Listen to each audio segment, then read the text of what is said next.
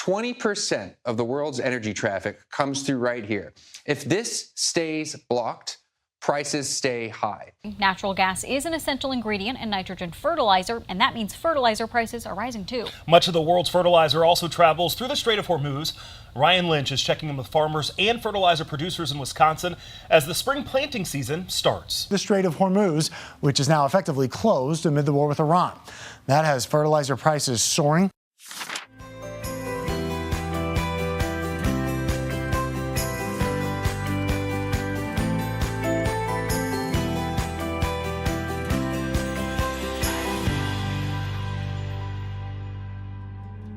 Because fertilizer prices are going up, we need to learn how to make our own. And I'm going to show you how to do that right now. Brewing right beside me is our banana peel fertilizer. And you may be asking, what's the purpose of banana peel fertilizer? Well, banana peel is an excellent source of potassium. The garden needs potassium. That's one of the 3 primary nutrients that your plant needs. And making a banana peel fertilizer is very simple. You can either dehydrate and powder your banana peel leaves, or simply after eating your banana, you'll cut the leaves and you are going to make sure they're fully submerged in your jar under water. Added to that, you can either use blackstrap molasses or very dark sugar, not white sugar, just very dark sugar, and of course, yeast. The yeast and the sugar are going to help the banana peel to extract all the nutrients into the water. And when you use that to water your plants, not only are you getting the potassium from the banana peel, you are also getting probiotics and very beneficial microbial activity around the roots of your plants with all the ingredients added together. How we're going to use our banana peel fertilizer is we're going to add 1 part of this solution to 5 parts water, because you don't want to overwhelm your plants with potassium. And you can see the fermentation process is taking place. When you do this, adding yeast and sugar to your banana peel jar in the water, you don't need to let it sit for more than 3 to 5 days. All right, once you see the fermentation process starts, you want to go ahead and use that. You can add more water, yeast and sugar, or you can just put this in your compost pile and get a new batch going. So I have my water already in my sprayer. And because my banana peels are not crushed, I'm just going to pour the water into this jar, and it can be a direct foliar feed for my plants.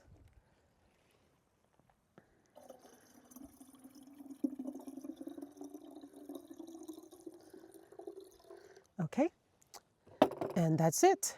I am going to water my plants with this, and it's going to provide, again, a great source of potassium. It will provide a little bit of phosphorus. Why? Because the banana peel and the microbial activity that are going to be introduced using the molasses, that's going to help the plants to absorb potassium better from the soil. All right, so you just go and you can either put this directly around the base of your plant and provide a foliar feed. What type of plants will this be beneficial to? Of course, all plants need potassium, but mostly your fruiting plants like your tomatoes, your peppers, squash, watermelon. During the flowering, fruiting stage, they really need to benefit from that fixing of potassium. As we know, our plants need 3 primary sources of nutrients and then other micronutrients. What the plants need primarily: nitrogen, phosphorus, and potassium. We talked about potassium, which is the building block of your plant cells. But let's get into nitrogen, which is responsible for greening, for strength, and for your plant's overall health and development. What we get our nitrogen from, of course, a lot of greens. Whether your kitchen scraps, your yard waste, all of those things, once they break down, will provide a good source of nitrogen. When you're composting your kitchen scraps, you want to make sure everything is nice and small. The bigger your chunks, the longer they're going to take to break down. So you want to go ahead and cut things, making sure, of course, they are small, they're easily accessible to microbes, whether it be earthworms, beneficial bacteria, funguses, and so on. They'll break down faster, especially your compost pile.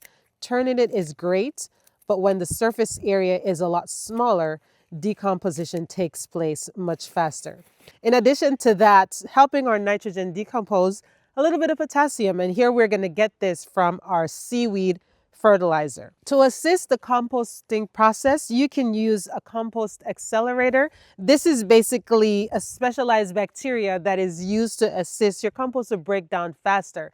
You don't have to wait 6 months to a year. You can get compost in a matter of weeks. You may not have a big backyard. You may not have a compost pile or a compost tumbler. You may want to compost in your kitchen. But if you don't want that harmful, horrible smell of food breaking down, Convino is what you will need. This is basically a compost deodorizer.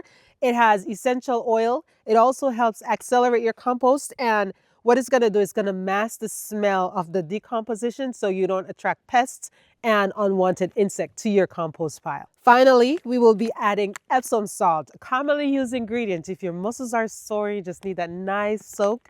Epsom salt is great. Why? Because it has magnesium. Magnesium is another essential element for plant growth. So we're going to put a little bit of Epsom salt into our compost pile. We show you how you can have compost tea readily available right in your garden 7 days a week, even though you'll only be using it 6. All right, here, ta-da-da-da, we have our compost tea brewer. Basically, I have a strainer bag and I need to upgrade. Yes, Cherise, this is too small. You can put a 5-gallon paint strainer bag in here. What I have in this bag, I will put in my kitchen scraps, yard waste, cut it really small, and I will add Convino, the compost accelerator. Also, I will add blackstrap molasses because you need that sugar, and kelp meal. Okay, so once you have your kitchen scraps, you just put it in the bag. The microbes are going to break this down, and the nitrogen specifically will be extracted into your water. When adding your Epsom salt, again, a great source of magnesium, you don't want to add a whole lot, about a tablespoon, and that's sufficient. You just put it in your water, it's going to get diluted. For the clean kelp, because the seaweed fertilizer will settle, make sure you give this a good shake. And then I'm just going to add a cupful of that clean kelp to my liquid. With the Convino, it comes in a pack of 4, and a little bit goes a long way when deodorizing your compost pile. So I'm just going to sprinkle a little bit inside the water. And it does smell really good. This compost accelerator is going to assist in maintaining the pH of your compost pile.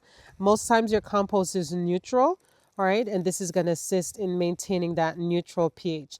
So 1 cupful into our water.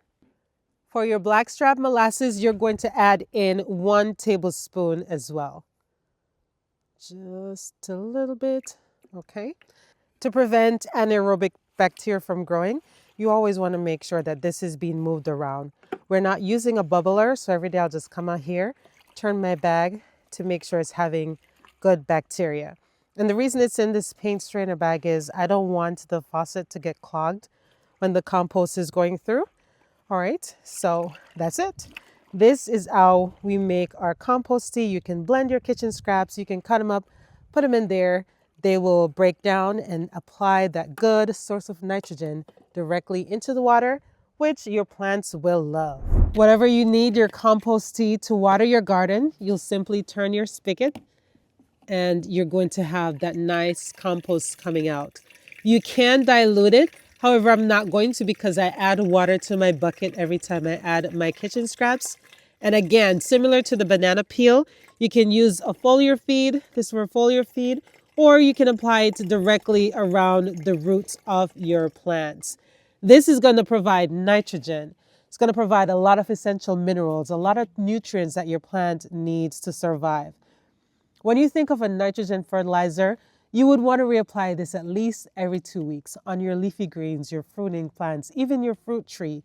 Consistently every 2 weeks. If you have heavy feeders like tomatoes and cabbage, you want to do so at least once a week. Leafy green patch with our broccoli, cabbage, Brussels sprouts, and collard greens, all right, is covered so that we don't get unwanted chewing insects that will mess up our nice leafy greens. Greens, they do benefit from heavy nitrogen feeding, and we will feed them every week. We'll just spray it on the leaves, make sure it's running down so that it's getting into the soil. We're going to spray on top of the leaves, under the leaves, and you want to make sure your plants are healthy. So even if they are affected by pests, the plants will always bounce back. All right, great source of nitrogen that your plants are going to love. Nitrogen deficiency starts at the lower leaves. If you see your older leaves starting to get yellow, that means that your plant is deficient in nitrogen.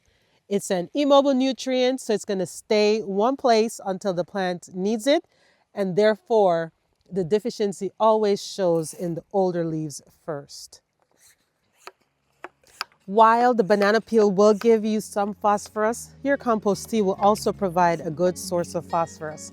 However, if you feel your rooting veggies are not getting enough, rock phosphate is a great natural source of phosphorus that you can use. All right, use this on your rooting plants, your potatoes, carrots, beets, turnips, radishes, and your young plants that are just starting to send out roots. Okay, make sure everything is nice, covered, dripping into the soil, because truly the roots are where your nitrogen is taken into the plant. We're seeing currently that fertilizer prices are increasing based on the war in Iran, what's going on with Russia, the Strait of Hormuz being closed. We don't have to be dependent on big box store for our fertilizer. We can make it in our kitchen and take it straight to our backyard.